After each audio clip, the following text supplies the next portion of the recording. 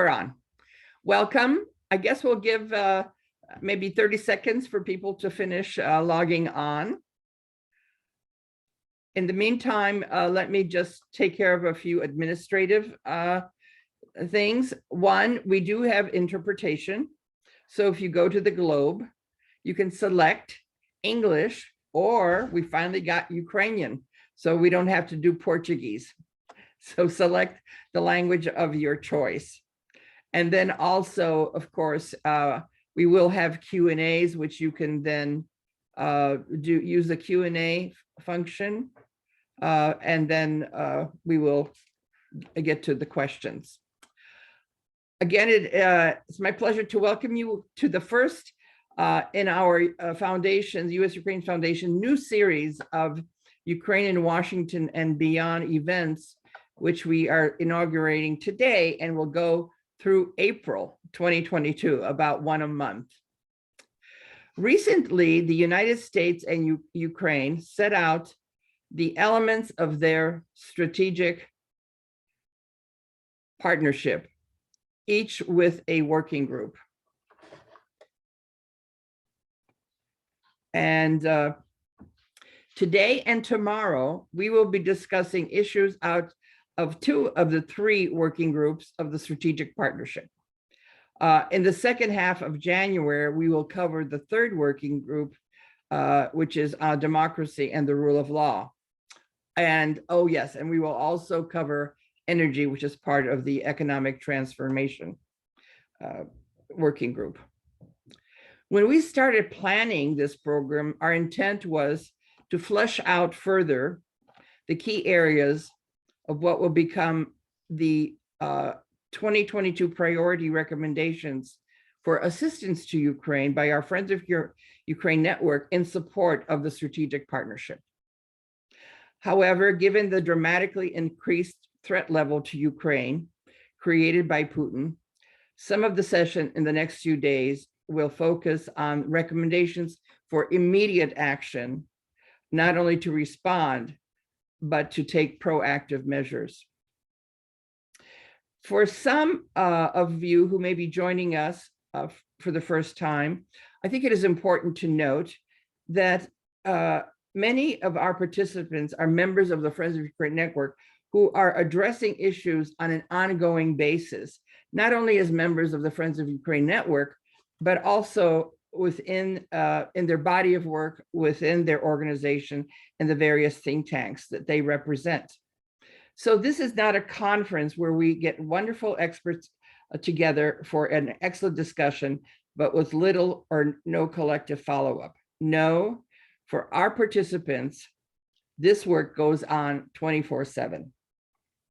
Speaking of 24/7, it is now my pleasure to introduce the Ukraine's ambassador to the United States, Oksana Markarova, who also definitely is in 24/7 mode. Ambassador, welcome, and the floor is yours. Thank you very much. It's my pleasure and honor to greet all the participants of this webinar. Thank you very much for US-Ukraine Foundation, personally, Nadia and Robert, to both of you for organizing this wonderful event. There is actually no better time to discuss US-Ukraine relations, as we are marking tomorrow the important day for our nation, the 30th anniversary of our state referendum for the declaration of Ukraine's independence in 1991. So why the referendum was so important? Because people throughout Ukraine, east, west, north, and south, in Crimea and in Donetsk and Lugansk Oblast, all of them voted for Ukraine to be independent. And this is the vote that we are actually exercising by our daily work and proving that we want to be independent, we want to stay independent, and we want to decide ourselves, how do we live in our own country. So this is a very special year for Ukraine, not only celebrating the 30th year of independence, but also remembering all the generations that helped us to get where we are right now, and the fight for independence and territorial integrity that led us to where we are now. Over the centuries, we have defended our country from the foreign invaders. Ukraine never attacked anyone, but we always defended our country. And in addition to guarding our country centuries before, we again in the 21st century, unfortunately, are fighting for the very existence and independence of our country. 8 years ago, as you know, Russia attacked us, and it's been very difficult fight, and we still, together with our strategic partners and friends, are trying to get the Crimea back, trying to get our Donetsk and Lugansk illegally and temporarily occupied territories back, and trying to free our people, which are many still imprisoned and held illegally in occupied territories and in Russia. But we're not only fighting for our independence, and especially now, I mean, everyone is talking about it in light of the this escalation that has started in April, but we are also fighting for the efficiency inside the country. And since 2014, since the Revolution of Dignity, the Ukraine went through an unprecedented transformation. The number of the reforms we have adopted would probably require another webinar to name all of them, but everything from decentralization to banking sector reform, financial sector reforms, all kinds of strategic, very difficult reforms have been implemented in Ukraine. And this year we have started two most important reforms, which is the land reform and judicial reforms. These are very difficult reforms. These are reforms that require participation of all citizens in making them happen, but there is a political will. The laws has been adopted and we're in the implementation stage. Those reforms, all of them, when successful, will allow us to create a level playing field and create us a just environment for all the citizens, but also for compliant businesses. Our vision for Ukraine is very clear. It's a vision of a whole country with returned Crimea and Donetsk and Lugansk Oblast. It's a country that is member of NATO and European Union, country with very strong, resilient economy, prosperous country where all citizens participate in its wealth. In order to achieve it, we are guiding the country from the aggression, but we also are doing this transformation, and we're doing all of that while remaining a democracy. This is something that Ukrainians cherish. This is something what we believe, and this is one of the core values. You know, freedom is our religion, as Ukrainians say. So in that path, the help of the United States, a country which is our strategic friend and partner number one, has been essential, and we really appreciate and support the unwavering and ironclad support that the United States is providing us since the beginning of the independence, but especially during this time since 2014, and especially now when Russia is again trying to escalate around our borders. It's also a time when our relations with the United States actually is elevated to a whole new quality level. You already mentioned, Nadia, the Strategic Partnership Commission, which was created very quickly after the President Zelensky's visit, and a very detailed joint statement that both presidents of our countries issued after their long and constructive meeting. But the Strategic Partnership Commission went even further, and we have adopted and now have the new Strategic Partnership Charter, which again is a very detailed charter. It goes into all areas of cooperation. And essentially, we now not only have a charter, but with the Strategic Partnership Commission that will be working very actively, even between the meetings, we have the instrument of a very detailed cooperation in all areas, from defense and security to economic transformation to democracy. Why am I talking about democracy again? Because I think this is one of the key values that both Ukraine and US share. And this is the reason why we are attacked, because of our civilizational choice to remain a democracy, to be successful and be democratic at the same time. And we are confident that with the support of the United States and all other strategic friends and allies, we will be successful this time, that this 30 years anniversary of independence is just the beginning 30 years out of the 1,000 years history that our country has, where we have started the continuous independence, which will not be interrupted this time. So with that, I would like to again thank you for organizing this, and I would like to wish everyone a very fruitful discussions during these 2 wonderful days. Slava Ukraini! Slava Heroyam. Thank you, Madam Ambassador, very much. Thank you for reminding us of the fact that this is also the 30th anniversary of the referendum vote.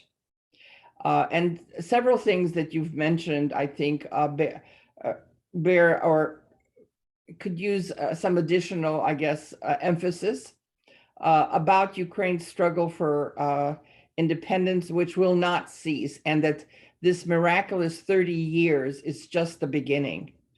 I think also you're pointing out that Ukraine's path to independence has been peaceful, but for the fact it's been attacked by an aggressor invading Ukraine. You know, to that end, we had one webinar, and maybe I can share that we are actually going to be showing part 2 of a webinar on Monday the 13th about Ukraine's path to independence, emphasizing all along that it's taken opportunities in lawful ways, you know, declarations of sovereignty and so forth. Robert, if I might ask you to put that slide up. The previous webinar ended with the declaration of sovereignty, which of July 1990. This coming, like I said, Monday on the 13th, we are going to again have Dr. Sidhi Plahi, everybody knows, joining us. We also will have joining us John Gunderson, who was the Chargé d'Affaires in Ukraine during the time of the referendum. Irene Yarosevich, who was working with Ruch and the press at the time of the buildup. So we will cover, and Robert McConnell will also talk about the efforts on the US side in this journey. So we stopped at Declaration of Independence. We will cover Mikhailo Harin's trip to Washington in September of 1990, because really he was the, if you want to say, the emissary that that came to Washington to assure the leaders of the United States and various policymakers about what the drive for independence, what it meant, and who were the people who were organizing or behind this movement. He had meetings with several cabinet secretaries and various organizations, and he really allayed people's fears about what was happening in Ukraine, because then as now, there was a whole propaganda about, you know, if Ukraine becomes independent, there's going to be civil war, there'll be nuclear chaos, you know, the fascists will be in charge. And so he really helped set the stage for, I would say, recognition by the United States for Ukraine's independence. We will also talk about Chicken Kiev speech and what it meant.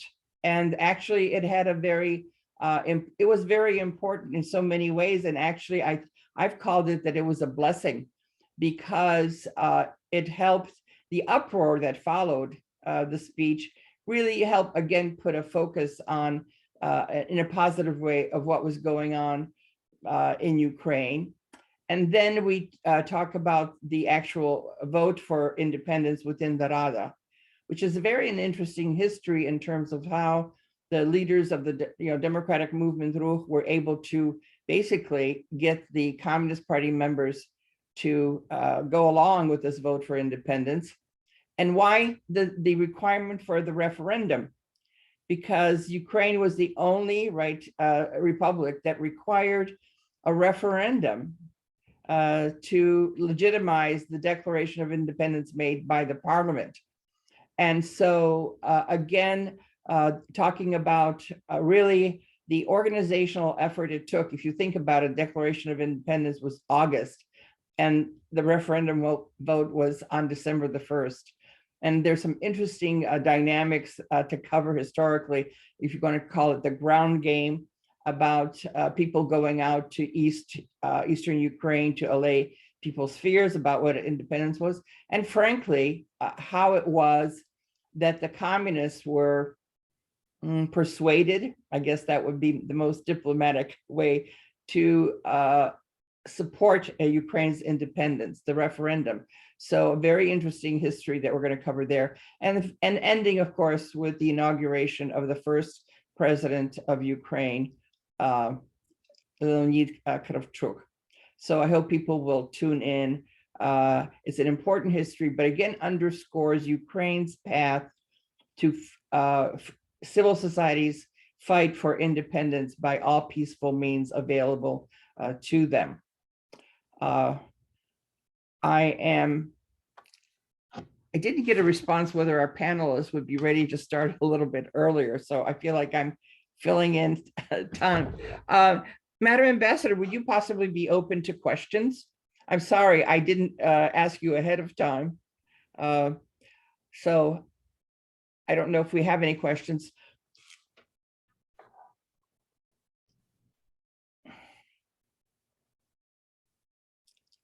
Hello?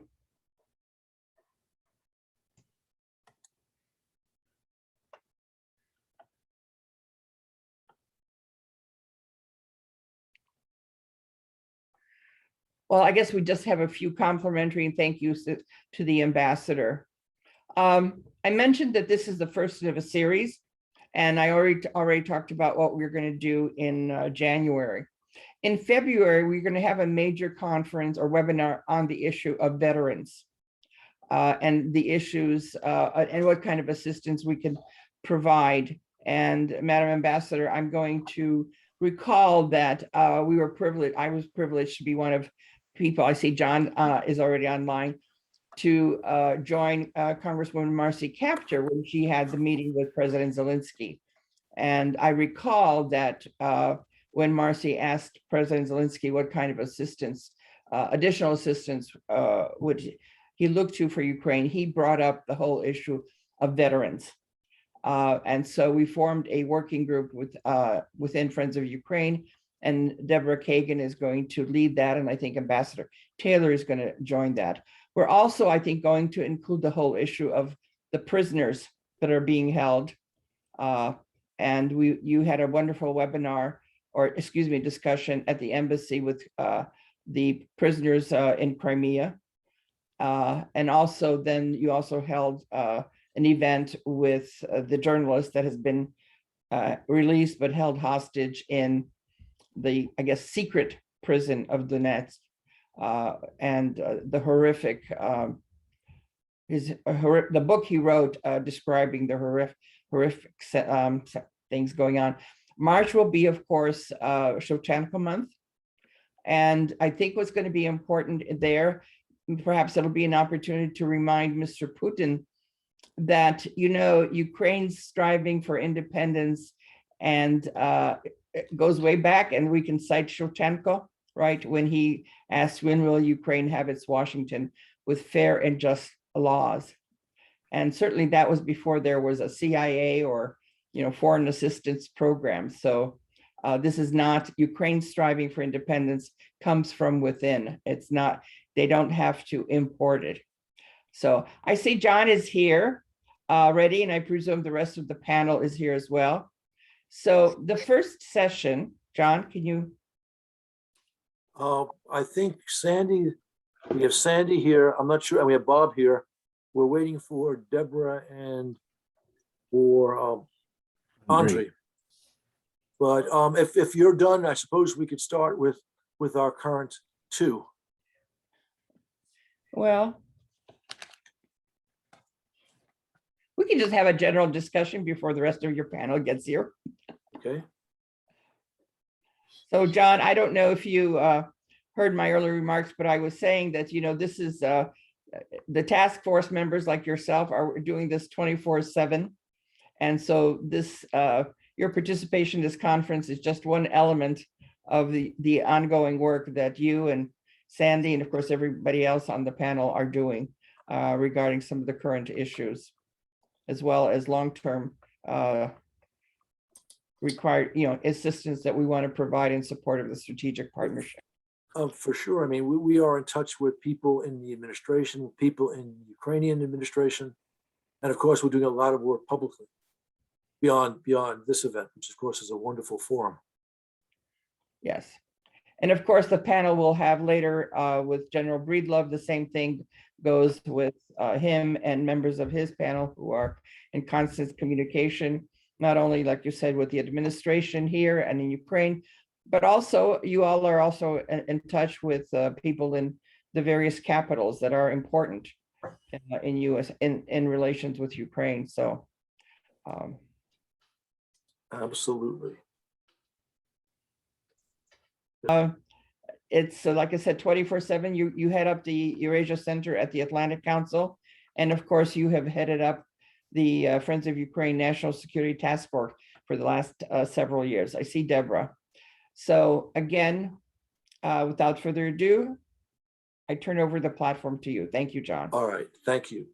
Our platform, our discussion was supposed to simply be about US-Ukrainian relations.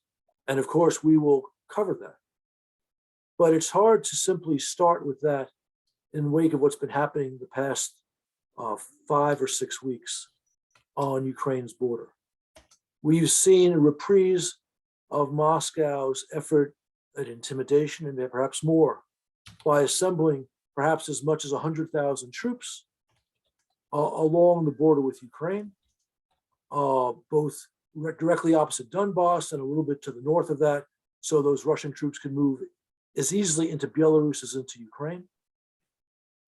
And we've seen literally months of difficult bellicose even rhetoric from the Kremlin, including an odd excursion in history by President Putin, all designed to justify, if Moscow chooses, a major escalation of its current war on Ukraine.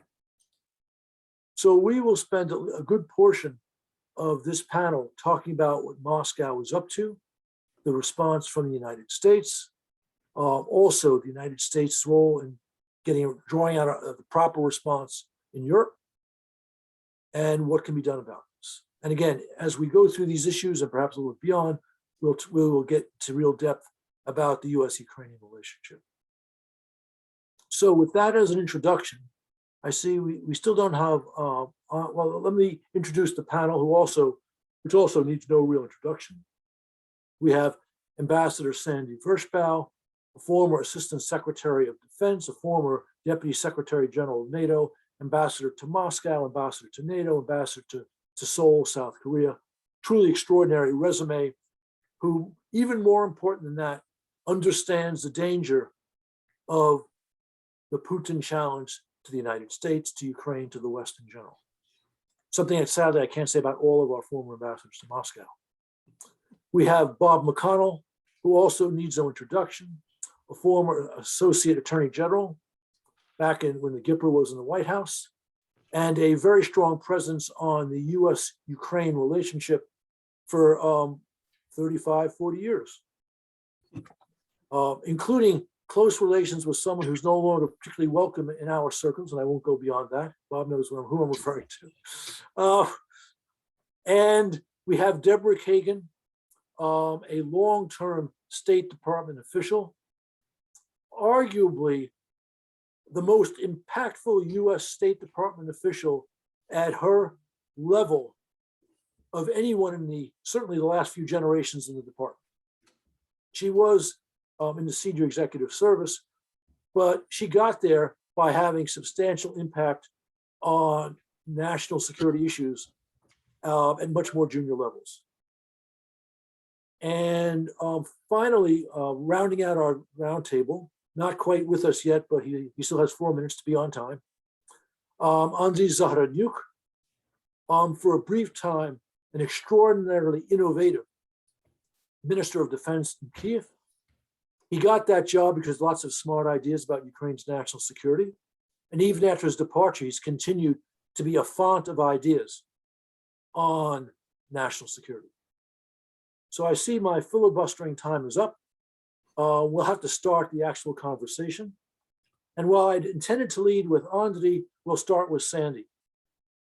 So, Sandy, I will put you a little bit on the spot, but I know you're up to it. If you can describe the Russian military buildup near Ukraine's border and how you assess Putin's intent. Okay, thanks very much. Can you hear me okay? Yes. Okay. Good graphics behind you too. It's a great pleasure to be here. Sorry that I'm going before Andriy because I was looking forward to hearing his assessment. But I think the first thing I would say is what we are seeing is Putin stepping up his war against the West in a lot of different respects.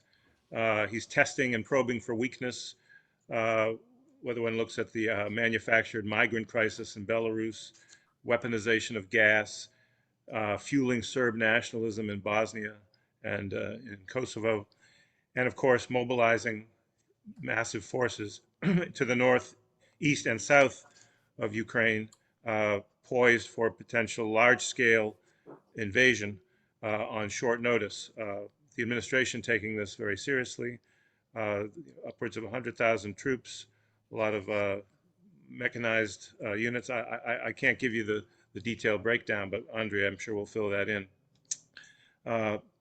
But he has not only put the forces in place for a big offensive, which the administration thinks could happen in the second half of January or in February, looking at weather as well as the sort of not quite finished aspects of mobilization.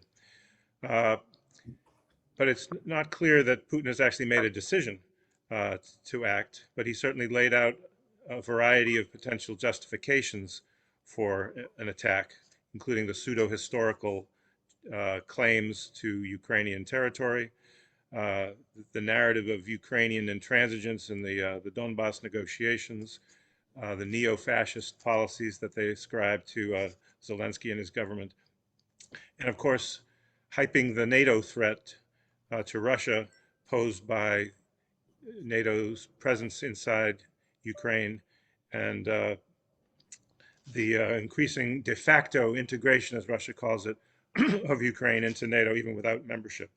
And of course, the disinformation machine is going into high gear. On the one hand, denying any plans to invade, but on the other hand, portraying Ukraine and Zelensky as planning a military offensive in Donbass, sort of comparing him to Misha Saakashvili in Georgia in 2008. So there's plenty of warning indicators. It's still, in my view, unlikely Putin will actually attack, at least on a large scale. There's at least a rational element to his psyche, and he knows that even with all the forces mobilized, there would be a high risk of casualties since Ukraine would likely resist. He knows the Russian people aren't really supportive of a war against a fraternal people like Ukraine. Sandy, may I just yeah. interrupt for a second? Could someone please resend Deborah Kagan the link? You just sent a text asking for, she's having, oh, there she is. Okay, good. Sorry, Andy. Sandy, go ahead. Okay, I'll finish up quickly. No, you got plenty of, you still have plenty of time. Okay. He knows that there would be a high risk of casualties, which would be very unpopular in Russia to see people returning in body bags. And he has to know from the very explicit warnings he's received from the highest levels of the U.S. government and from Europe that sanctions will be much tighter if he acts militarily. He could kiss Nord Stream 2 goodbye. And I think Putin would be putting at risk his dialogue with Joe Biden, which I think he values as a sort of a demonstration of Russia's continued great power status. So that would be the rational thing for Putin to do, to try to bluff, but ultimately use political coercion and the fear of invasion to try to manipulate the West into forcing a second-rate political deal on Zelensky, or maybe forcing Zelensky to give up his Euro-Atlantic aspirations.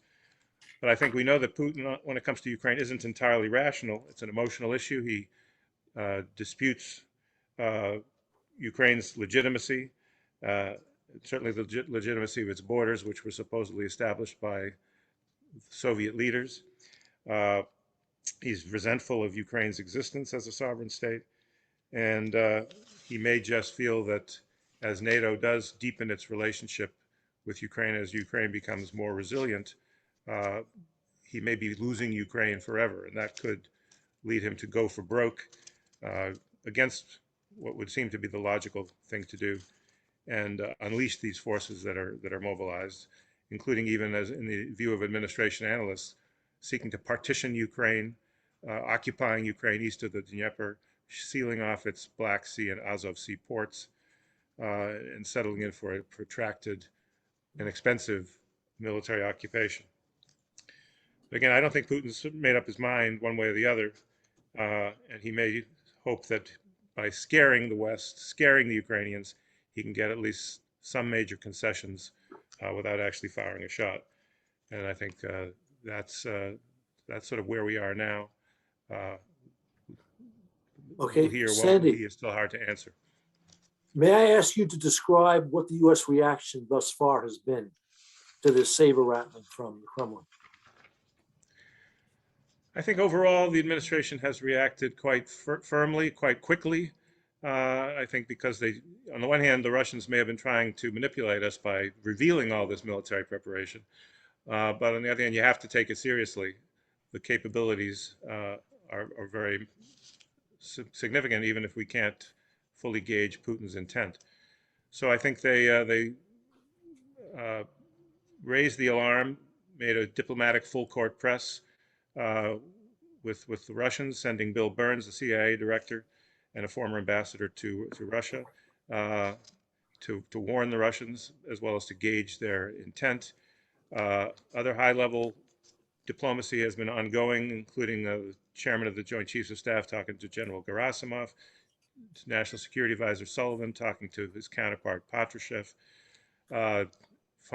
Secretary of State Blinken has been very vocal in warning the Russians against making a big mistake in public statements. And the administration, I think, has shown a readiness within the limits of what's available to bolster Ukraine's deterrent against a Russian aggression by rushing some additional military supplies to Kiev. So I think the Russians have been very clearly put on notice that it would be a big mistake and they would pay a heavy price if they actually went through with this aggression. Whether the U.S. has done enough to deter the Russians is debatable. As I said, there's a limit to how much additional military support can be provided on such short notice. And I think there are some mixed signals coming out of the administration as to just how firm it's going to be diplomatically with the Russians, with some commentators at least advocating forcing a dirty compromise on the Ukrainians. And reportedly, there may be some who are sympathetic to that point of view within the administration. I don't know. I certainly hope not. But diplomacy has its place. I think we need to show Putin we're ready to engage in diplomacy and encourage a fair solution, but not a one-sided deal that throws Ukraine under the bus. Okay, thank you. Very, very helpful. Hansi, I see you're now with us, although I don't see your face. So if you're there, please let me know. So the next question is coming to you. No? If not, there you are. Good. Oh, Can you hear me? hi. Yes. Excellent. Yes. I've already introduced you, so I will jump right in with a question. Could you please Okay. describe the Russian military buildup near Ukraine's border?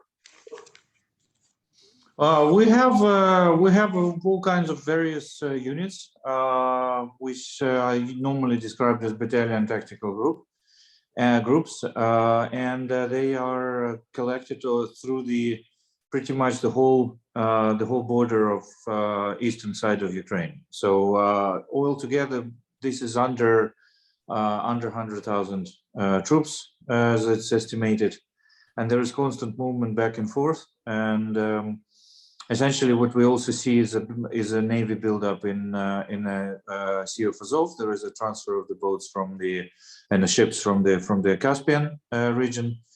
In addition to this, there's a buildup in Crimea. However, that is pretty much the same as we had back in April.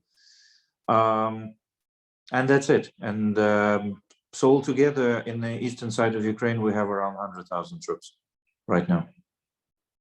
Okay, thank you. What do you think Putin is up to? That's a quite broad question. We, after weighing all options and all scenarios and so on, we think it's more like a political messaging, and it's an attempt to push the Western governments, particularly the United States, to some concessions regarding Ukraine's support of Ukraine. We don't think he's sending any messages to Ukraine, because he knows that this is not going to work that way. There's been already a reaction in April. And also our estimation is that there is not much happening in information space from Russia and Ukraine, unlike in April. So in April, we had some elements of the information campaign or information operation, but not this time. So we think that the audience for that show is more in the United States and other Western countries, but particularly United States, because we see much more activity in US in information space than anywhere else. Again, we do not see them actually getting ready so far for the actual like movement of the troops in the nearest future. We don't see that they are getting ready for actually invasion operation, as been described a lot in the press. However, that doesn't mean that they will not get ready by the end of winter. So that's still possible. But what we understand is the most of the information coming about the potential invasion comes from the what we call a strategic intelligence. So basically like information obtained by intelligence through some documents or some other information, rather than just looking at the movement of the troops. Movement of the troops alone, according to our military experts and operational intelligence, is not yet at the stage where they would be like clearly getting ready for the invasion. So essentially, we think it's at this stage it's clearly a political attempt, and we would say that it has all elements of the information campaign, and it has all elements of the information campaign, specifically in the Western countries, specifically in the United States. And I can argue this statement. We have written about that a few times in Ukrainian press and also in Atlantic Council recently with Alexander Hara. We watched a lot what happens in the press in US, in all the expert communication and so on and so on. And a few experts who we discussed this after it was published, they agree with us. So basically, it's not just my personal opinion. It's a kind of a collective opinion, I would rather say. Thank you. Deborah, as I mentioned introducing you, you've been an exceptionally effective foreign policy operative for many, many years. So I'd appreciate your views on how the U.S. has reacted to the Kremlin buildup, and do you think it will have a strong impact?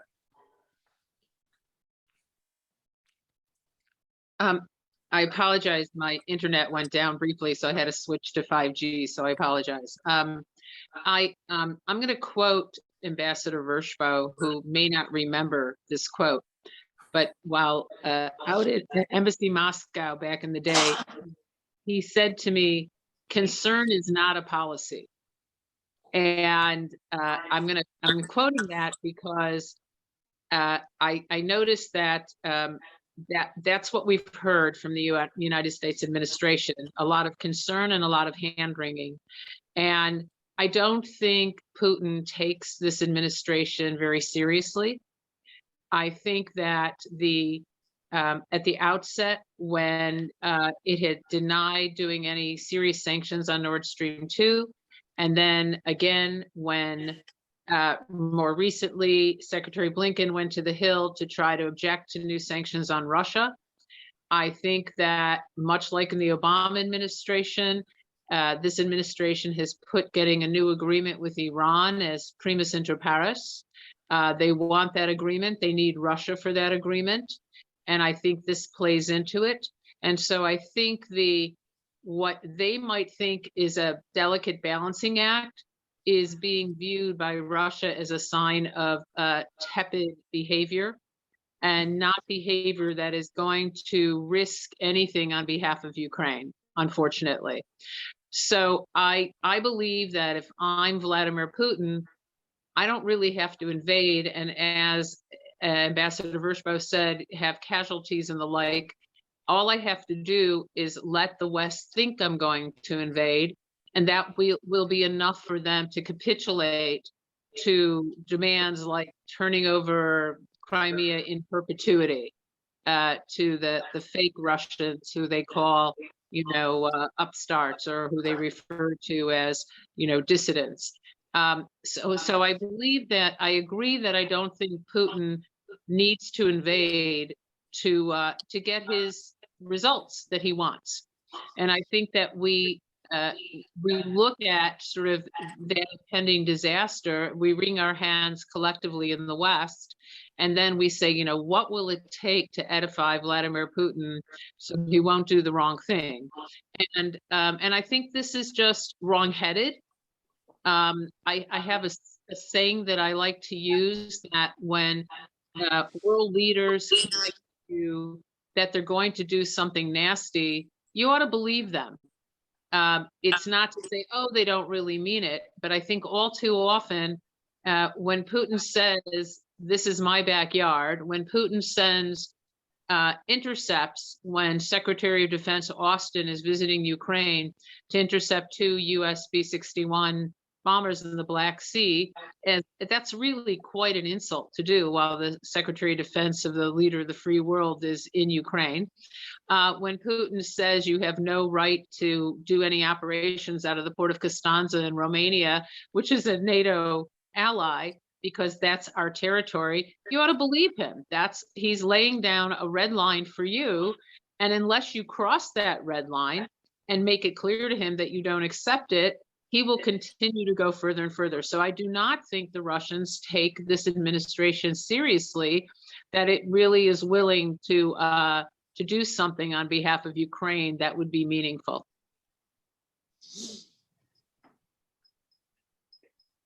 Moot, you're moot. Apologies for that. Deborah, I have one follow-up question. You suggested that Putin's hoping to wheedle a concession out of us, for example, recognition of Crimea. You're not actually thinking that the administration would be willing to go down that road, are you? No, but I think that if you take sort of the de minimis development or implementation of what Minsk II calls for, I think there is a view in Russia that they might get that kind of concession, not the whole ball of wax, but that there's enough because of the Biden administration's, I don't want to call it outreach, but willingness to show this love affair toward Berlin, and not necessarily show that love affair toward Prague or Warsaw or Vilnius, that there is probably a perspective that I like to say you can shoot for the moon, but maybe get an asteroid or two. And I think that's what Putin thinks he can get from this administration and from the West Europeans. And I think he's counting on the fact that the West Europeans are not taking the concerns of even the Nordics and those who sort of have to live in the same neighborhood as Russia have. That's a very smart observation. We'll pick up on that a little bit later. Okay, Bob, you've done a great deal of work with Congress over the years. How does Congress look at the Russian buildup and the administration's policy? John, with so much going on, it's really would be hard to say how Congress as a whole sees the situation. We do know, of course, that Congress, or at least the certain committees, are getting regular, highly classified briefings on the situation. Maybe we've gotten a glimpse of what they're getting when Andrei was telling us what his reports are. But they're getting those, while they're getting those briefings, Congress still has before it critical authorization and appropriations bills for fiscal 22, which we're in. The Senate began consideration of must-pass National Defense Authorization Act last night, and it's got a lot of amendments to consider. And the bill includes authorization of critical support for Ukraine. There's a lot of amendments. We might be able to start seeing what at least certain members think by amendments that are being considered or will be considered. At the same time, I must mention that the House members are quite concerned and focused on trying to get the Senate to leave in the NDAA the House provision providing mandatory sanctions relating to Nord Stream 2. As you know, that amendment was sponsored by Democrat Marcy Kaptur and Republican Mike McCall. Word is, repeatedly, I must say, that the administration is applying a great deal of pressure to have the Senate drop that language, maybe more than the normal pressure that any administration applies to try and not have its hands tied. But the House is concerned and working hard to bolster up senators that would support keeping that amendment. I'm not sure I can predict the outcome at this point. I do note and find it kind of interesting the timing that while the Senate is considering the NDAA, they've scheduled another briefing from Toria Nuland for next week. And I have to say in this whole context that critical appropriations bills are still pending, and there's some doubt that what's going to happen because the House leadership is considering proposing new stopgap spending bill to keep the government funded through mid to late January.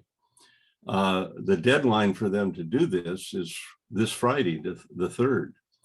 We will be watching closely as the appropriations for Ukraine are specifically included in both defense and the State Department appropriations bills.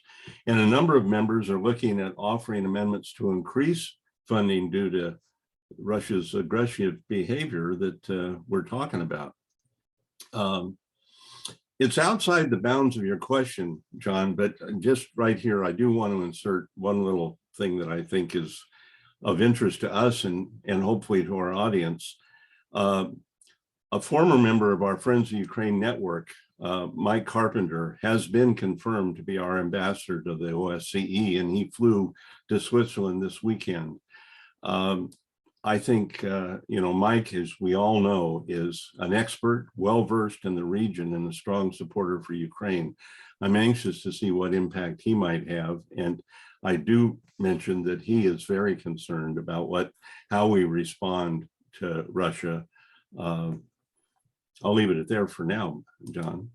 Bob, if you could just describe, if possible, the kinds of increases of military assistance is being considered by some members in Congress. Well, for the most part, the Congress, when they, especially in the appropriations bills, they don't spell out specific weapons. They use the word lethal weapons.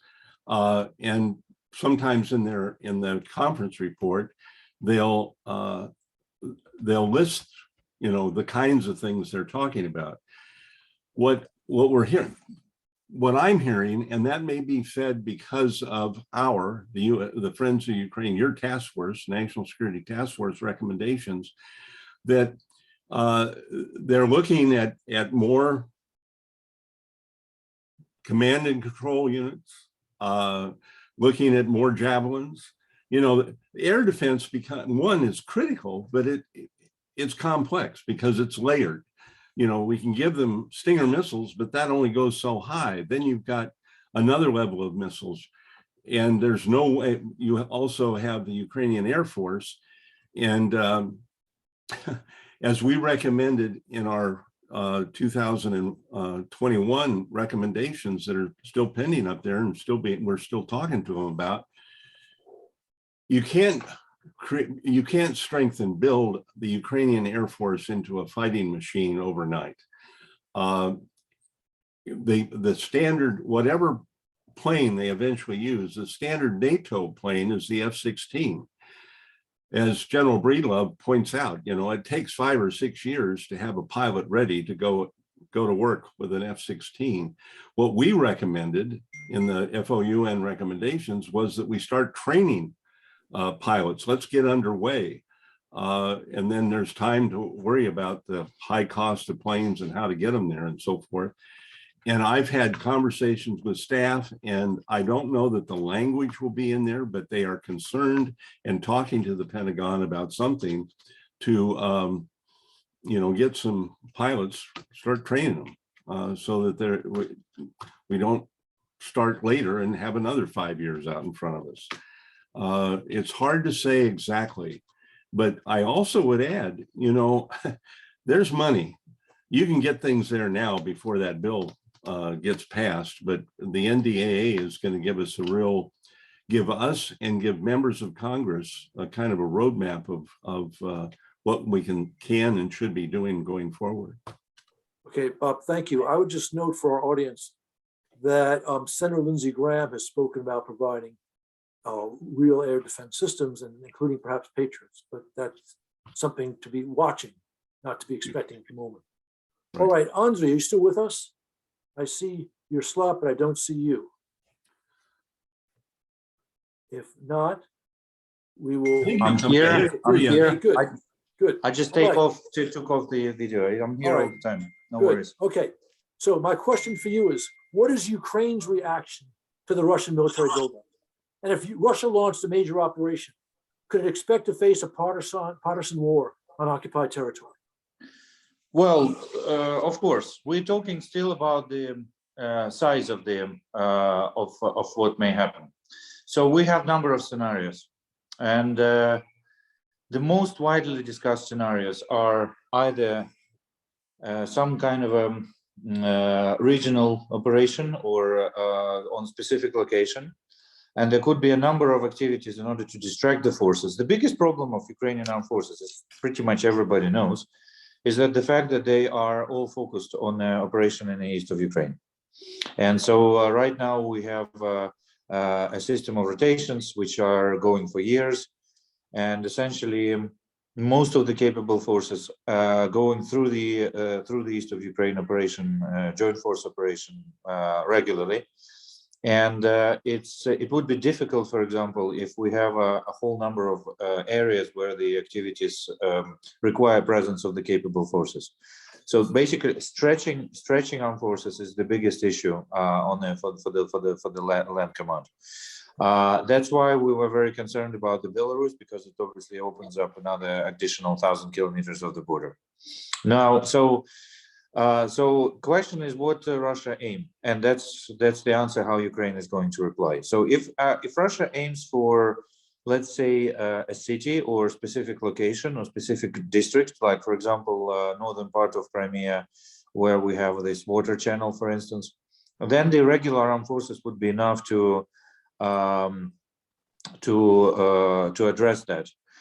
And that's why we do not consider that scenario as probable, because it will end up with a quite messy situation with lots of casualties from all sides. But essentially, it's not necessarily Russia is going to it's not going to be successful. Then the next possible option is to go, and that's what actively discussed in US and in a public space and information space and so on, is an operation which covers most of Ukrainian southern and eastern parts. And this is like a whole full-scale invasion with lots of conventional weapons attached and so on. In this case, they may be aiming north of Crimea, Odessa, and a whole eastern area. So we have seen various scenarios, and some of them are showing, for example, that they're aiming to occupy the whole left bank of Ukraine, basically Dnieper River, everything on the right from the Dnieper River, if you look at the map, and then the southern part like Odessa and so on. The forces which were there gathered right now on the border are not enough to complete that successfully. So that means that to seriously consider that, we will need to see a much more substantial amount of forces gathered. That's the first thing. Secondly, the question is, and even if they go as far as that, how they can hold that and how they establish some effective occupational administration. For that, they would need to bring a lot of the forces and possibly conscripts, and that even we're not seeing even preparations for that. So so the actually possibility of that scenario in a term of 2 months, I would say at the moment at least, we do not see that this is being prepared. Let's put it this way. What if that is accelerated during the winter months? And what if we see a start of that campaign in, let's say, end of February? What Ukraine does in this case? First of all, Ukraine mobilizes the reserves. We're looking at least about 250,000 of troops, out of which 150 up to 200,000 could be quite capable. They will join the armed forces. So essentially, armed forces doubles in size. In this case, the territorial defense would be also mobilized and used, and we will see a quite substantial movement of the civilian population in order to support.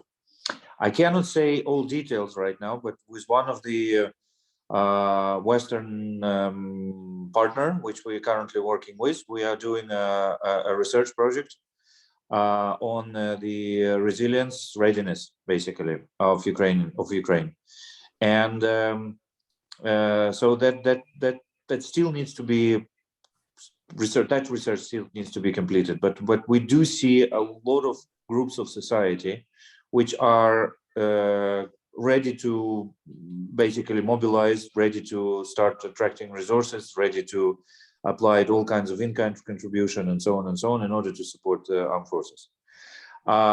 There's a lot of activists who see themselves in joining the resistance movement if that starts. One of the most interesting sort of phenomena is that what we see is there would be a lot of participants of the resistance movement which are happy to move and participate in resistance movements, not in their domestic areas.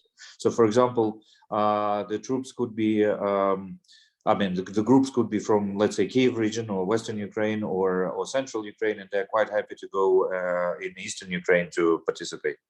So, if that observation is confirmed, which we're looking at right now, then yes, then in this case we would see a very serious movement of the resistance groups to areas which are potentially could be occupied, and in such case, keeping the acquired territories would be really, really difficult for Russia. Again, all that said, I'm not saying that we should be sort of relaxed about the possible scenarios. It's not to project that threat is not that is lesser and we should change our plans because it's not going to happen. All I'm saying is that if Russians are reasonable, they would not start that operation. But again, the reasonable assumption is not necessarily going to work in this case. So we should be ready. As we written back 2 days ago, readiness for all kinds of options is our best deterrent. And yes, there is an expectation that if we see a substantial movement of troops to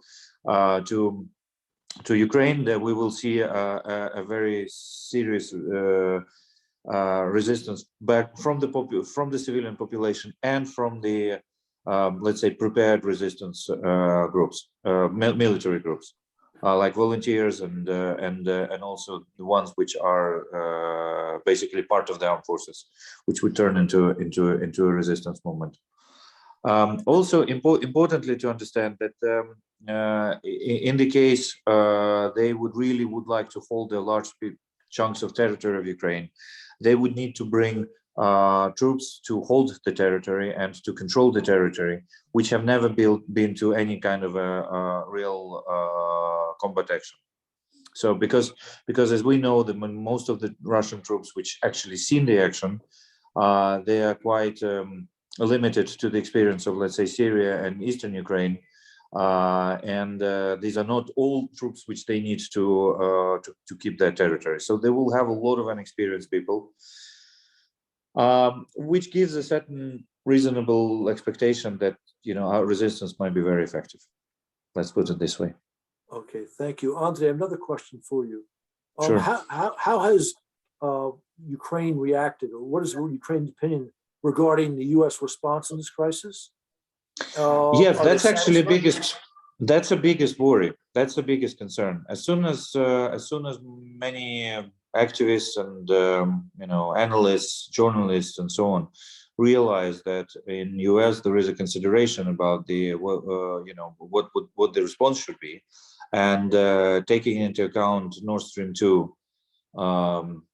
case during the summertime, yes, there is a great concern that U.S. administration may go to some concessions, which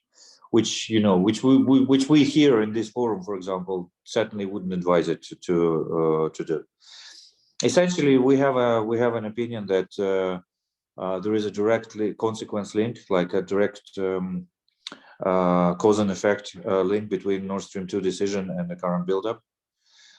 We believe that they are considering the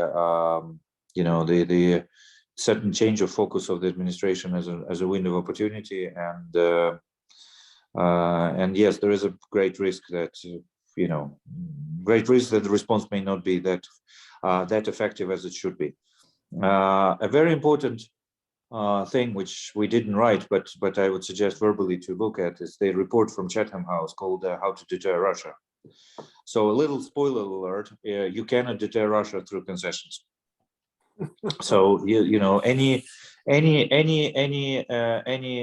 a few people said before here, and many times before this event, any concessions to Russia is simply moving the red lines further. So if you are keeping to the red lines which they announced today, tomorrow they announce more red lines, and that will be moving along and so on. Another big mistake is to consider this is all about Ukraine. It's just Ukraine. Yes, Ukraine has a special part in Putin's heart, and mind. Obviously, he has an obsession clearly about Ukraine.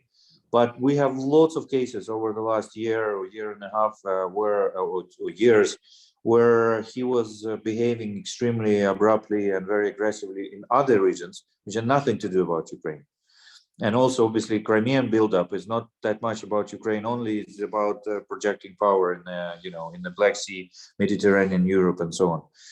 So when some politicians may think that if they sort Ukraine somehow, and that means they will sort Russia, that's not the case. Russia will move on to the other territories, like they do with Belarus and Poland and so on and so on. So and the concern that some of the politicians in the West and in the US as well may decide for a kind of a quick solution and some kind of a compromise, which makes things even worse at the end. Yes, this is a legitimate worry. Okay, thank you. I just following up on your point, and also responding to something that Bob McConnell put in the chat regarding Russian troops on the eastern border with Belarus. One part of the Russian buildup has been at Yelnik, which is actually so situated that you can move into either northeast Ukraine or directly into Belarus. Just underscores your point. Yes, most of the changes are actually on that part, on that northern eastern part of Ukraine. Right. So yes, it's always a possibility, and Russians know about that. They know that we know that they know. So it's a common knowledge that yes, Belarus in that sort of political state as it is right now, especially after Zapad exercises, it's a very and particularly with the complete delegitimization of Lukashenko as a leader anywhere except Russia, they can use Belarusian territory as they wish. So yes, and that adds to the risk map quite a lot, because we're talking about a very long border. Which is, as we all know, is very, very weakly protected. Okay, thank you. Sandy, When Foreign Minister Kuleba came to Washington a few weeks ago, it was to complete the framework agreement on bilateral relations that was announced during the visit of President Zelensky in August. How do you assess the framework agreement and the separate visits of Foreign Minister Kuleba and Defense Minister Reznikov against the background of the Russian buildup? Okay, well, I think overall, I think those visits were well handled by the administration, and I think they were important in sending a signal of support and solidarity by the United States. And I think that Reznikov, who, by the way, is, I think, a good choice as their new defense minister, a real civilian, but also a very clever and astute politician. I think it's a very well-timed appointment. I think the administration has been trying since the Zelensky visit, where the strategic defense framework was signed with Secretary of Defense Austin. I think there's been a lot of progress in establishing a kind of long-term set of priorities for defense assistance, defense reform. I think that strategic defense framework sort of sets sort of good priorities in terms of focusing the security assistance, Black Sea cooperation, cybersecurity, intelligence cooperation. So I think the administration, I think, is at least on the right track. I'm not going to dispute Deborah's view that there's a lot of disconnects that have to be resolved. I'm not quite as pessimistic about her as she is, but I do think that these visits, were good demonstrations of support. Where I am more worried is whether the administration is going to get other NATO allies to join the effort. I mean, I think the quote about concern isn't a policy, which I think was first said by one of my predecessors in Moscow, not by myself. But I think that we'll see lots of good statements of concern coming out of the NATO foreign ministers meeting today, but I'm not sure we're going to see any new tangible forms of support. Right now, the whole train and equip effort for Ukraine is largely, not exclusively, but largely a U.S. effort. The U.K. seems to be ready to do a bit more. Canada does good training, but the alliance as a whole is very ambivalent about arming and equipping the Ukrainian armed forces. And I think they need to get off the fence, make this an alliance-wide strategic priority, both in the short term in terms of managing the immediate crisis, but assuming we get through this crisis over the next 3 to 5 years, NATO needs to become a major participant in an effort to kind of strengthen the whole defense and deterrence posture of Ukraine. It should be, we have a strategic concept review that's going on in NATO, and I think making the support for the Ukrainian armed forces a strategic priority for the alliance should be in this new strategic concept. But I think the idea that readiness is the best deterrent, I agree with Andrea on that score. There may be limits to what we can deliver to the Ukrainians in the short term, even with the necessary funding from the Congress. That's all the more reason to see whether allies have surplus stocks that could be rushed to Ukraine in the immediate situation, and to look at longer term challenges like a comprehensive air defense posture, stronger coastal defense in the Black Sea to preserve freedom of navigation. I mean, the task list is quite long, and all the more reason that other allies need to put some skin in the game. Sandy, we're seeing a kind of rhythm in the administration's Russia policy. You might call it a two-step.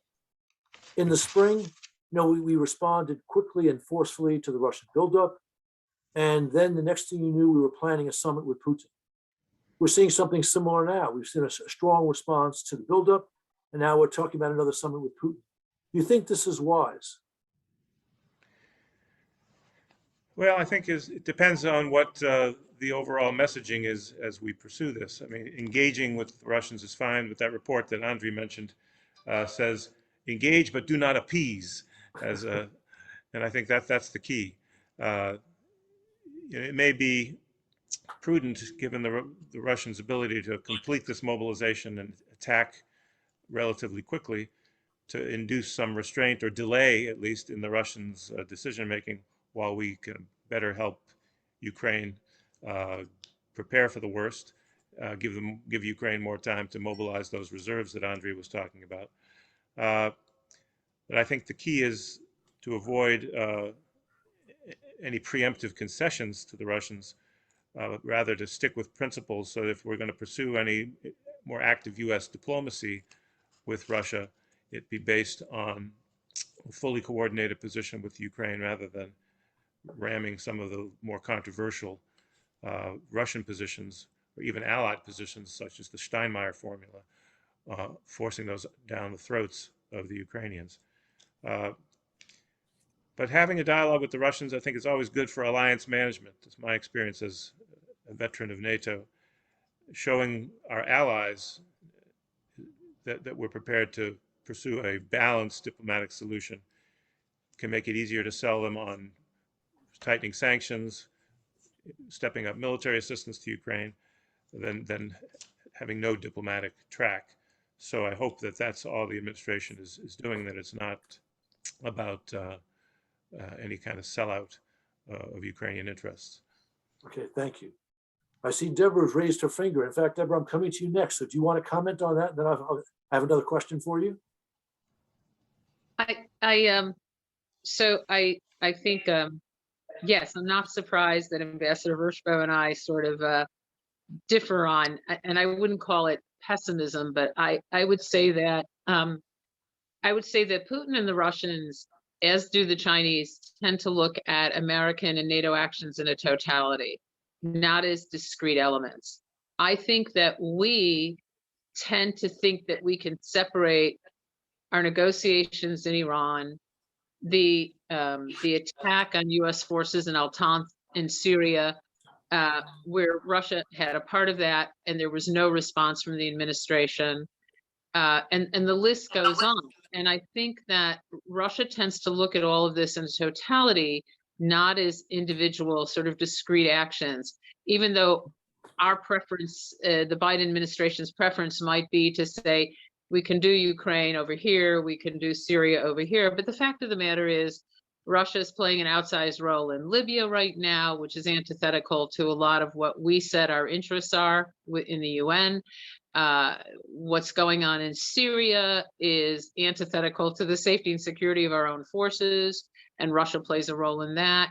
And clearly on Iran and the attempted assassination attempt of the Iraqi prime minister, which again is antithetical to U.S. interests. And so I think Russia looks at all of this in a totality, even though we might be inclined not to.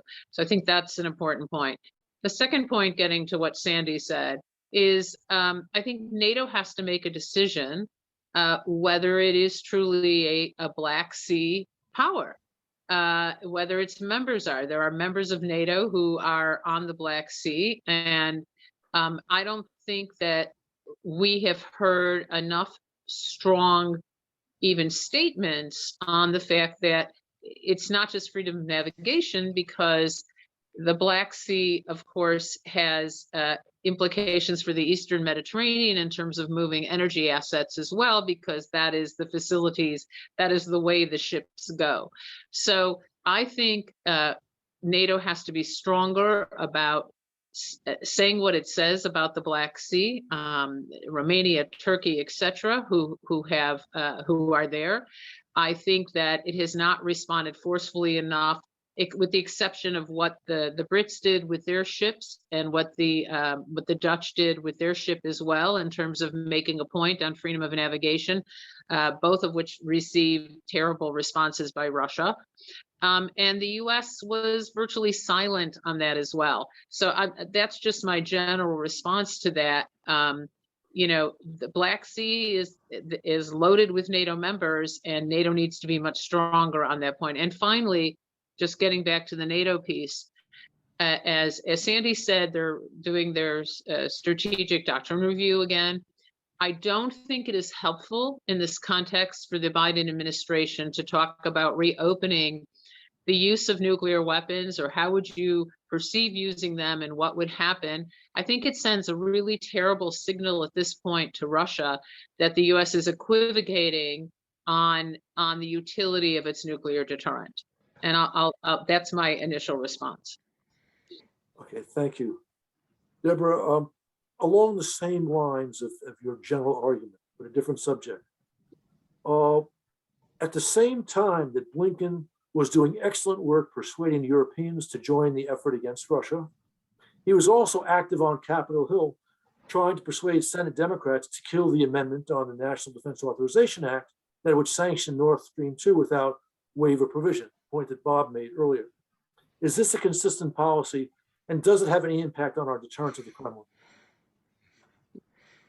So once again, I would say that this is another case of the administration thinking that you could parse things out without them having broader implications. And unfortunately, as many of you have heard me say, your enemy also gets a vote. And their perception of this is not necessarily what your perception is. I think one of the biggest canards here is that we're doing this all for Germany. And I think that's rather silly at this point. I think that allies disagree. They disagree vociferously on a lot of issues, and interestingly enough, there's a lot of members of NATO and of the EU who also have their own problems with Nord Stream 2, and so I think this goes back to many in this administration still believing that all paths to Europe go through Berlin. I think that is old think. They do not necessarily go through Berlin. They go through other capitals as well. And I think it also buys into that that sort of belief that somehow West Europeans are better than the EU's or NATO's newest members. And I don't think the US should be playing into that. In fact, the US was for decades the champion of, as Sandy knows quite well, the champion of putting these countries on an equal footing with NATO's oldest members. And I think pushing these sanctions and arguing that this is targeted at Germany is simply, forgive me, wrong-headed. I think it sends the wrong message. It is not necessarily for Germany. It is for Russia, and it also is antithetical to President Biden's and his special envoy John Kerry's statements on the utility of natural gas. And I'm going to say one other thing about this when Secretary Blinken goes to the Hill and argues this point.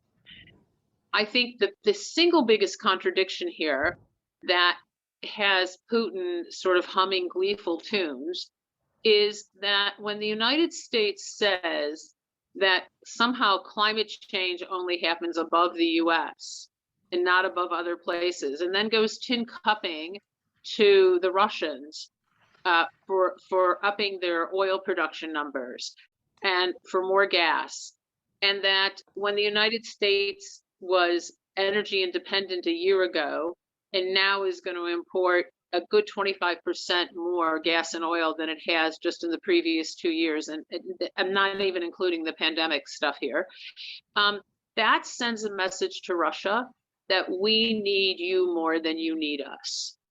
And I think it is hypocritical in its most desultory comment, but it is also an indication that you don't really care about what Nord Stream 2 does to Ukraine or other East European countries like the Slovaks, Poles, Lithuanians, etc., because you now have put yourself in a position of saying that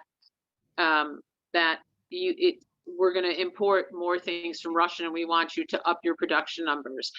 I think that plays into a rather silly, for lack of a better term, perspective by the administration that is antithetical to its climate change statements. It's antithetical to its support for Ukraine.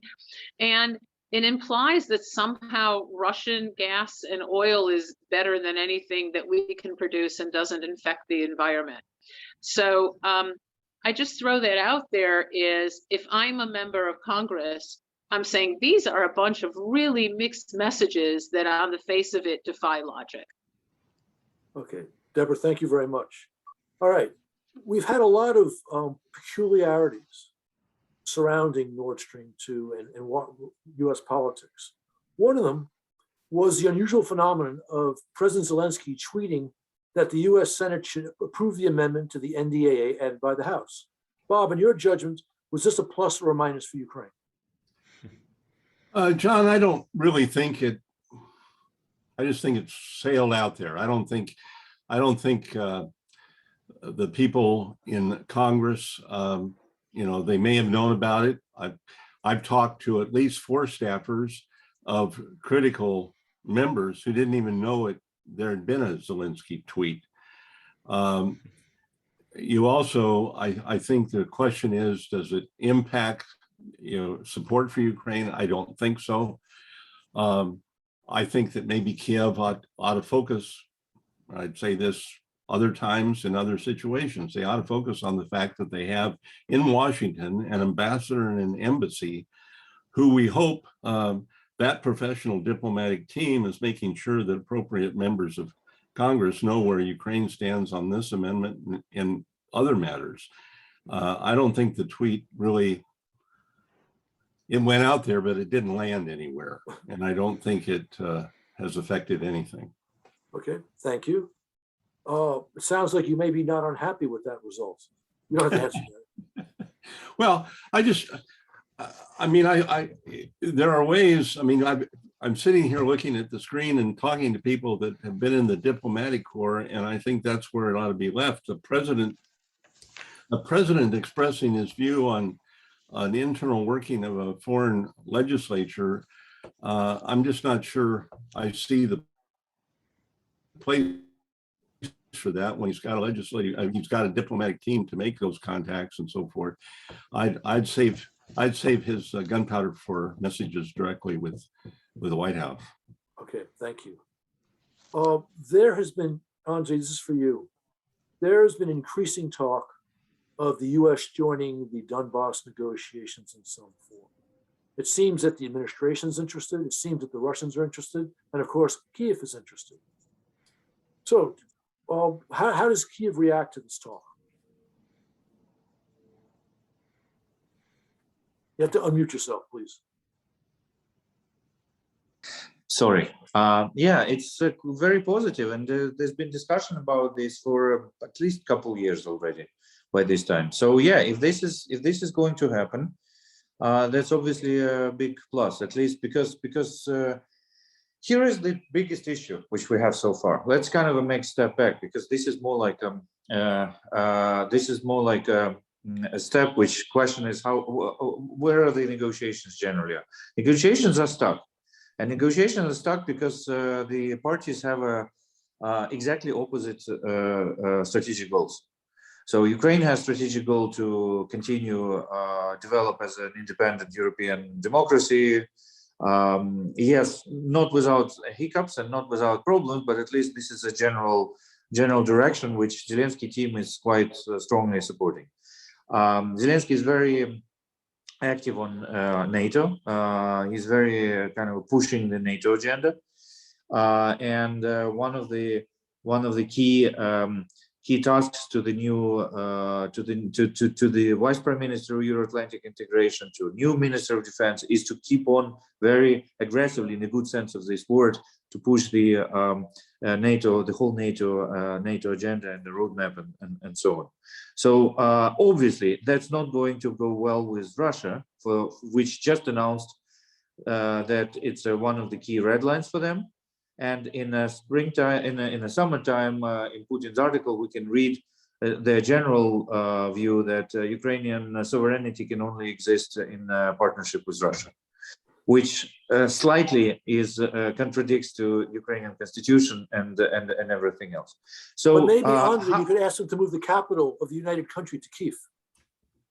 Well, yes, but we don't want to go there, because they would say, let's make a united country and then decide where the capital is going to be. No, I'm joking, but seriously. So this is no, our our main message is just let us develop by ourselves. You know, do something on your own, and please get your troops out, because the war in the east of Ukraine, the war on Donbass, as it's called sometimes, it's obviously very easily can be finished, relatively easily. And we just need to start making Minsk agreement, like delivering Minsk agreement from the very top, which says like that unlawful military, paramilitary units should be disbanded, and the foreign troops. Now here is the so we're not very optimistic about where generally, with such strategic goals, where generally discussions go in total. The biggest issue right now is who's not delivering according to Minsk agreement, because Russia is very actively pushing the agenda that Ukraine has to abide to Minsk agreement, and we're saying, well, we are abiding, it's Russia which doesn't abide, and so on and so on. So all this mess is essentially is about the argument where the non-compliance to the Minsk agreement is. And I spoke to representatives of Germany and France a few times recently. They are, at least those who are in Kiev and those who we spoke to, who are realists, they're clearly seeing that Russia does not want any of those processes, either in Normandy or Minsk, to actually end up anywhere, because then we're just walking around circles, So the biggest thing is that Russia is still actively saying on various platforms, including in the United States, including in some of the seminars which I've seen, online conferences which I've seen recently, commenting on this buildup, where Russians are absolutely absolutely openly saying, yeah, Ukraine needs to be pushed to deliver to Minsk, to comply with Minsk, and so on and so on. So US official participation in this definitely would help, because now it's the question of what global community thinks, and where global community stands about how do we read the agreement, and how do we read the activities of the parties, whether they comply or not. Because Russia is saying that there are no foreign troops, because they're not still there, what we call a worst kept secret. They're still not there. This is still an independent actors, and that they are not in unlegal formations or military formations. They are rightful, governments and with rightful defense forces. So until we're not on the same page on that, Minsk has no future at all. I mean, there's nothing can happen in a Minsk process until we are still not on the same page about very basic things, whether the Russian troops are there. And we give all kinds of proofs to foreign governments. We show them the, how LNR, the so-called LNR army is supported with the budget, with the state budget of Russia. How they're part of their command and control, what kind of officers they're sending on rotations to serve in LNR DNR, top command, and so on and so on. So all that, through the methods of control, you clearly can say that this is part of Russia effort, like official Russia effort, with the funding from the state budget. But they still manage to walk around with all these legends of independent states, or tales of independent states, and it still it still somehow works sometimes. So that's what we need to break. We need to break that we need to break that vicious circle, because otherwise we're not getting anywhere, really. Okay, Andrei, I have one more question for you. Sure. When Tori Nuland was the assistant secretary in the Obama administration, she said that Ukraine and the Rada would have to meet the Minsk commitment to provide some form of special status to the occupied territories. Although she also said, very importantly, but first Moscow must withdraw its forces and weapons from the Donbass, and a real ceasefire would have to be instituted, not the phony ceasefire that Ukraine has suffered with the last 7, almost 8 years. So if there are some indications this remains the US position, and the administration seems to be gearing up to play a role in the negotiations, how does Ukraine react to this possibility? Well, first of all, we do not see Russia doing any kind of ceasefire and any sort of withdrawal of the troops, because any elections are part of the democratic governance. You know, it's part of the democratic process. There is no democracy there at all. It's a military rule, and it's a rule, and it's on the top. On the bottom, it's a rule of like no law. Basically, there's no rule of law in that whatsoever. We see expropriations of land, we see expropriations of properties, we see unlawful detainments of people happening still. You know, so yes, not to that extent as in 14 and 15, but there was no restitution. So basically, whatever was expropriated back in 2014, 2015, still there. And there is still like these horrible places like these torture camps. They still operate. They still work. So obviously elections are not going to happen. I mean, we're not going to recognize any elections which are happening in those conditions. So people have to live through a certain period of time in a democracy, in a freedom. We need to go through a very difficult time of this reconciliation and understanding what to do with the ownerships, with the violations of human rights, with the people who participated in that, and so on and so on. Before we can actually, the society can mature at least to the very minimum that we can say that the elections will be fair and free. Now, all that is possible only if Russia returns the eastern territories to some sort of like lawful rule, or like legitimate rule of law and legitimate I don't know, legislation, and generally the government and so on. And we do not see from what they do any single indication that they are ready to do, even to start moving in that direction so far. So we can discuss hypothetically about modalities of their autonomy. We can discuss hypothetically what they can, how can they be self-governed, and so on and so on. But who we should discuss this with? We definitely cannot discuss this with Russia, because they're not. Essentially, it's like we're going to be finding compromises in one side of the story, while on the other side of the story they're increasing the presence of the troops, they're increasing the presence of the Russian forces, and they are increasing their funding, and more importantly, giving out hundreds of thousands of Russian passports. Now saying that this is a Russian territory because they're Russian citizens. So all that movement with passports, with the increasing of troops and funding, and putting this all to a proper Russian subordinate with all elements of that, it's very difficult seriously spend time on discussing details of modalities of the possible autonomies. So I'm sure that if we see a legitimate desire to reestablish Ukrainian governance there, we can talk about various things. But at the moment, honestly, this is probably you and me talking right now about that, and nobody else in the world.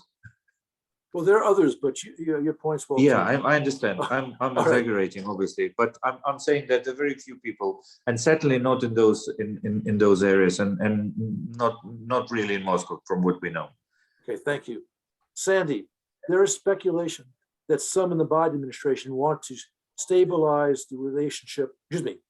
That want to join the negotiations to pressure Ukraine, perhaps even beyond pushing for some kind of special status for the occupied territories. Is that possible in your judgment? Well, it's possible, but I hope it's not going to actually come to pass in that way. As I've said earlier in our discussion, to twist the Ukrainians' arms into accepting some kind of political formula for a settlement that would compromise their interests would be a terrible thing to do in policy terms. It would be immoral. It would be counterproductive in terms of stability in Ukraine. I mean, it makes me recall sort of the mistake Putin made in pressuring Yanukovych to go back to the EU to reopen the text of the association agreement. Look what that led to. Why should we put ourselves in that role of undercutting a legitimate Ukrainian leader and forcing a bad deal down his throat?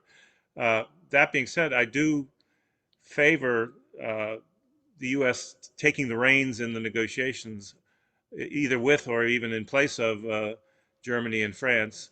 They've tried valiantly, but have not had the leverage or perhaps the backbone to achieve many results.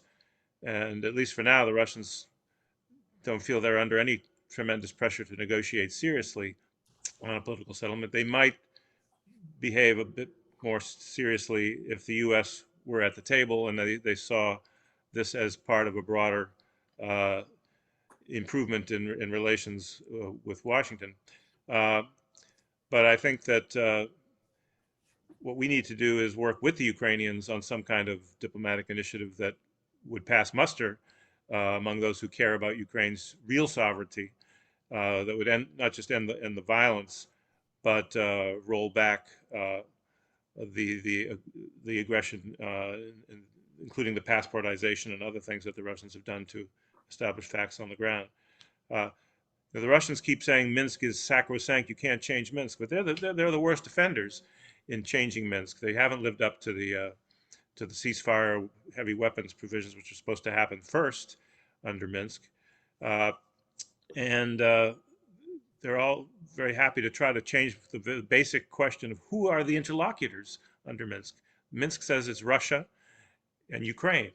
The separatists, so-called separatists, are not parties to the agreement as such. But Russia's trying to change Minsk so that this is turned into a civil war. Russia becomes a neutral bystander, which is absolutely outrageous. So they're the biggest offenders when it comes to changing Minsk. The problem with Minsk is it has a lot of blank spots when it comes to implementation. And that's where if there ever were any prospect of Russia negotiating seriously, then it comes down to coming up with mechanisms to actually carry out Minsk's provisions regarding local elections, introduction of special status law when that would take place, and ultimately restoring genuine Ukrainian control over the territories. A lot of these things are not addressed in Minsk, and so that's where there's perhaps some scope for negotiation. My view is, it's little prospect the Russians are going to do this in the short term, but putting a good proposal on the table might at least kind of put them more on the defensive as we use other tools to pressure them to rethink what they've done since 2014. Right now, they don't feel under any such pressure, and I don't disagree with Deborah's earlier points that they look not only at what we're doing vis-a-vis Ukraine, but whether Syria, the JCPOA, they are looking for weaknesses in U.S. positions, and we'll try to exploit those weaknesses as best they can. Okay, thank you. You actually anticipated my second question, so you've answered that too. Deborah, I'll give you a chance to jump in on the same issue, the notion of possible U.S. involvement in negotiations in order to press Ukraine. Your thoughts about that, and then I have another question for you. Thank you. I think going back to what Sandy just said, and going back to what I said earlier, every U.S. action has to be looked at in a sense of totality. If the U.S. were to sort of pursue this line that Undersecretary Nuland first espoused many years ago, I mean, I think we have to look at this. Does that mean the U.S. is going to support the Catalonian separatists in Spain, the Corsican separatists in France, the Scotland wanting independence from the UK, the separatist movements in the southern Philippines, in Colombia, in Peru, etc. So I think we have to be very careful, because what the U.S. does or does not say on Ukraine has implications for a broad number of other areas in the world, and it could be seen as undermining the legitimate interests of sovereign governments that are all recognized by the UN as sovereign independent governments. And of course, Robert mentioned the OSCE, and as Sandy well knows, because he was in at the sort of founding documents, that territorial integrity and sovereign control, and recognizing those things, and recognizing, even though they may have been distasteful, post-World War II borders were an integral part of those founding documents when it changed from CDE to OSCE. So that's the first thing. You cannot take an action on Ukraine that makes it look like you are dictating to a sovereign elected government what that outcome should be, because it has broad implications well beyond Ukraine for how the United States is perceived as doing business. So that's what I'll say on that. Okay, thank you.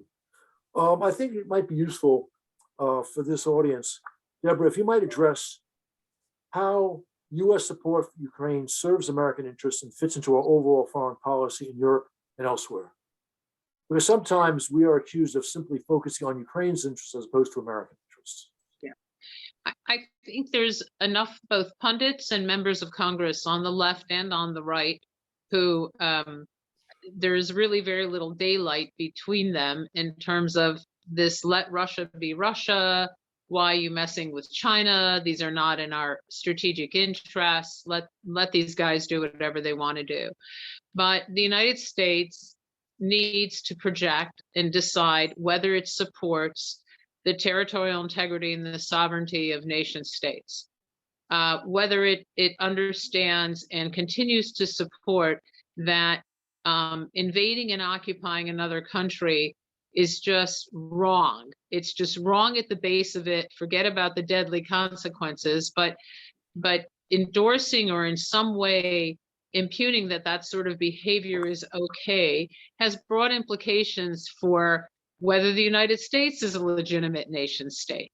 So I think it is in our fundamental interests, and forget about going back to post-World War II security institutions, that the United States must be the defender of everything correct in the world. It goes to the heart of, do you accept the fundamental concept that countries should not be able to invade and take over other countries? So it is in our broad strategic interests to oppose countries that would by force change the world map. And the statements the administration has made, even though they're sometimes confusing on Taiwan, go to the heart of that. So the first strategic interest is, does the United States sit on its hands and allow other countries to change the world map by deciding who should and should not be part of their global desires for control? So that's the first thing. Secondly, the message that you convey to your allies under the fundamental articles in Article 5 of the NATO, of the Washington Charter, is you are neighbors with, and you are fundamentally sitting in the neighborhood where Ukraine is. And how do you then convince your allies who hang out in the Black Sea, who live there, that this Washington Treaty still has validity in 2021 and beyond? And if you sit there and allow the Russians to dictate who can travel in the Black Sea, which is in effect what the Russians have been allowed to do around Crimea, then what message are you sending to your allies? Forget about, a lot of people have talked about the Budapest Accords, which are not legally binding. But the Washington Treaty is legally binding. So what message are you sending to your allies if you're going to sit on your hands on this? So I think together, those things have the United States saying, do you bow down to the bullies of the world who want to change the map at the first shot that's fired? And do you tell your allies that you legitimately care about them and their future, and that your treaty obligations are sacrosanct and not just something on a piece of paper? Okay, thank you. Bob, question for you. How would Congress react to a U.S. role in negotiations? You might say equidistant between Moscow and Kyiv. Well, most of my impression in that regard comes from our Friends of Ukraine network recommendations and discussing it with members and staffers, where we suggest that with Ukraine's adherents are okay, that the U.S. take a leadership role in any negotiations, probably, or I think we suggested maybe bringing in Great Britain, Canada, and take a leadership role. I think we've had several people have said, I certainly have said before, Minsk is going nowhere, Normandy's going nowhere. If it's important, and I believe it is, to have a diplomatic front on all this, I think Sandy made that point, whatever else you're doing, you want to have your allies know there's at least a diplomatic effort going on. I think the United States needs to take that leadership. And on the Hill, I have found no one that hasn't thought that was a good idea. I don't know how or if they've expressed that to the administration, or if they have, what kind of a pushback or other reaction they've gotten. But it seems to have be a fairly accepted as a good idea that we get ourselves into a leadership role, because what's out there now is going nowhere. Okay, thank you. Last question. You think Congress would want to exercise some oversight of the U.S. role in talks? Well, Congress always wants to have its nose in things. And I think the one thing I've heard is if it happened, they would want to be able to be kept certainly apprised. I don't know if that would mean, could they have an observer or what, but Congress wants to know what's going on. It wants to know what's going on with Minsk. That's an easy thing, nothing. What's going on with Normandy, nothing. But they would like to know what's going on and be able to support it in whatever ways, needed to be supported. Okay, thank you. All right, we've got time for audience questions. We've got several in the chat. We've got several in the question function. I'll start with one from Andrew Vance. I'll give this one to you, Andrew. Please try to keep your answer to a couple of minutes. Might there be a cyber strike by Russia on Ukraine as a prelude to military action?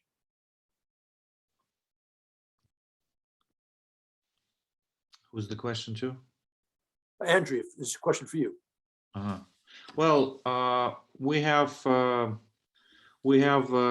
about, for example, I spoke recently to National Bank of Ukraine cyber security team. We have about 400 attacks a day on National Bank alone. So it's already happening, is what you're saying. Well, yes, and it happens like every day for the last couple years on a very substantial exchange. What we think is that if Russia decides to move on, obviously it will start with the information campaign and with the cyber campaign at the same time. But then we will see a much more substantial repercussions, because the level of readiness for cyber defense in Ukraine was, and in some cases is, still low in some operators of the critical infrastructure. So if, for example, they decide to move on the full-scale operation, we will certainly see in some regions mobile phones stop working, internet stop working, perhaps no electricity disruptions and disruptions of electricity and other critical functions, in order to to create to lower resilience and to create additional stress and so on. So in those scenarios, yes, we do see that there would be substantial cyber attacks. In all other cases, we think will go as it is right now. Perhaps maybe some operations, but not related to the overall goal. Okay, thank you. We have a question also from the chat from Ayla Bakali. Sandy, it's for you. You've already addressed this a little bit, but you might want to do a little bit more. The question asks about the role of NATO and the Russian buildup.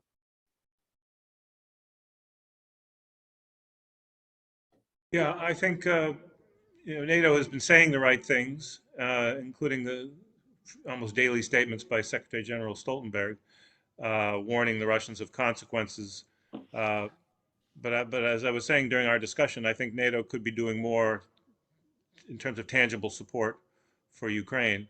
I don't want to diminish what they do. I mean, there's a lot long-term assistance going on in terms of defense reforms and training activities take place. But the bulk of the support that Ukraine gets is from the United States. And I think particularly at a time when Ukraine is under renewed threat, or at least potential threat, this is a time for NATO to step up and do more.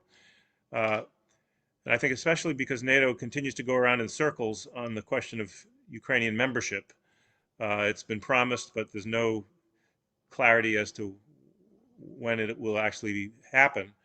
So I think the least that NATO can do is to sort of pull out all the stops in terms of defense assistance to Ukraine, at least enable Ukraine to defend itself and deter the Russians from their worst forms of aggression, rather than continuing to kind of give with one hand and take away with the other when it comes to NATO membership.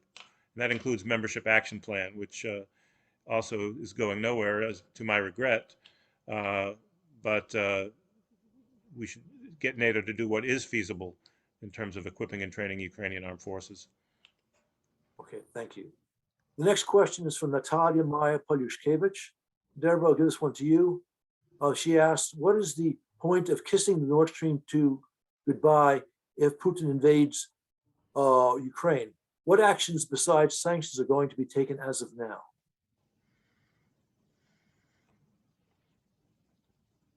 It's a good question. I think that I don't know the answer, but I will respond in a way of asking Sandy a question on this.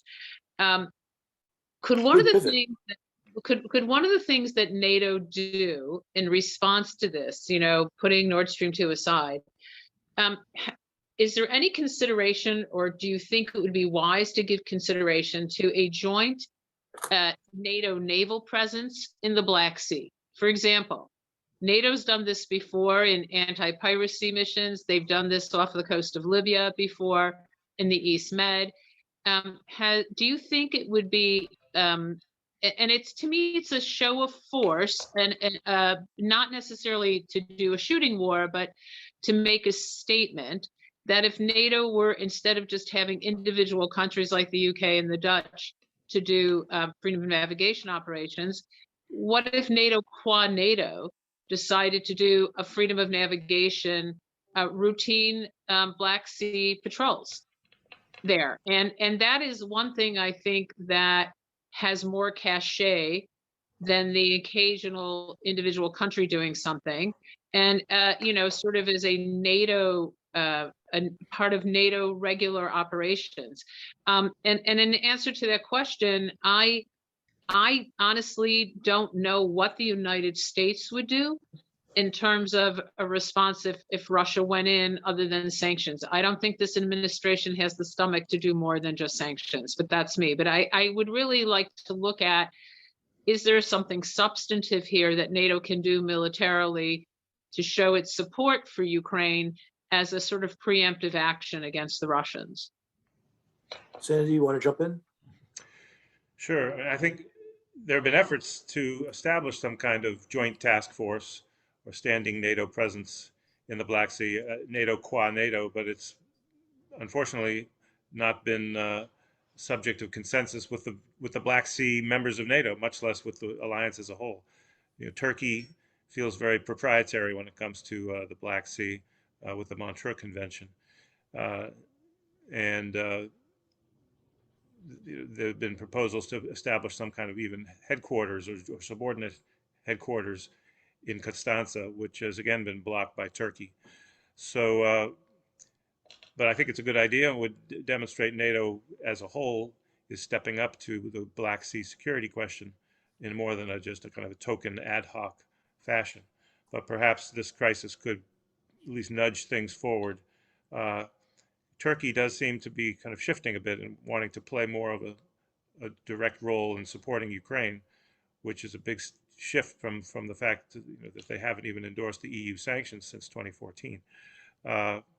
So I think that the administration should sort of see whether we can move the Turks off of their resistance to a formal NATO presence in the Black Sea. But in terms of how the we would respond to a new military aggression. I agree sanctions will probably be the biggest component, but I think assuming that there's still a Ukrainian state to support, there will be an effort to step up military assistance, restore deterrence or at least stabilize the situation, even if Russia has grabbed additional territory. But let's hope it doesn't come to that. Okay, thank you. We have a question from Don Ritter from the Victims of Communism Foundation. Andrei, it's for you. What has been the response of the Central and East European NATO members to Russia's challenge in Ukraine?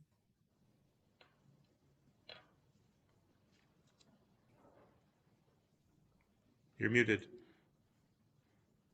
I would combine this with the answer to the previous one, because some of those nations are also Black Sea nations.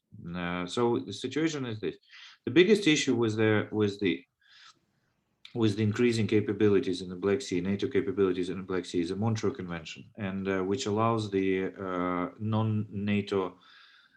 non-Black Sea states navy to be of certain size to be in the Black Sea no longer than 21 days. And that's starting from the time when they cross the Bosphorus Channel.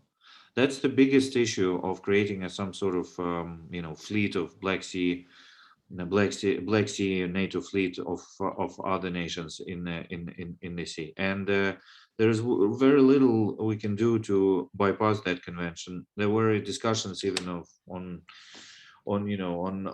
various sort of creative ways of avoiding it, but unfortunately that's and the convention, just let me remind you, it's 1935, so it's obviously in a totally different political climate, and there's lots happened after that. Turkey is extremely diligent in calculating those days, and they're very diligent in keeping their sort of protection of the Black Sea role. Turkish at the same time, they are providing all assurances that in the case of of any hostilities, of anything, they're happy to step up and they're happy to increase NATO presence and so on. But the opinion is that that's going to be decided on Turkish terms, basically, whatever their position would be at the time. The other Black Sea countries we're talking about, like from NATO, are Romania. We just visited Romania like 2 weeks ago, and yes, they are concerned. Yes, they're ready to find all kinds of possible alliances or like regional alliances, regional plans, regional collaboration plans, in order to help, because they are very concerned that they're looking at what happens in Baltic states, particularly in Lithuania. They're looking at Polish border, what is called migrant crisis, which is obviously not a crisis. It's a project delivered by Belarus, most likely with a active support and initiative from Russia. So essentially, they understand that this is, as I said before, it's not just about Ukraine. It's about Russian external movement and trying to disbalance the security environment in Eastern Europe as a whole. So they're trying to find, the negotiations happen as we speak, all kinds, and they're trying to find ways to support Ukraine and at the same time show their subjectivity outside of NATO and show their presence and their voice as a neighboring country to Black Sea and to Ukraine, rather than just one of the member states of NATO. So yes, there is a movement, and there is we will see some results hopefully soon. Certainly, there is a great deal of concern, and I'm not talking about diplomatic expression concern, but actually concern which moves them to do some actions. Okay, Andrei, thank you. We have one more minute. We have one more question I'll take from Halina Koshulap, and actually I'll answer it myself. He says, what can you say about Poroshenko's recent meeting with NATO generals and US government representatives in Halifax? I was not in Halifax, but I heard from people who were there that at least his public presentation was very forceful and very persuasive about the need for the West to stand up and help Ukraine against the Kremlin buildup. With that, our time is up. I'd like to thank Bob and Nadia McConnell from the US Ukraine Foundation for organizing this wonderful panel. I'd like to thank all of our panelists for quite insightful and interesting statements on what's going on. And we'll be doing this again, I'm sure, in a few months. Thank you all for attending. Thank you. And I will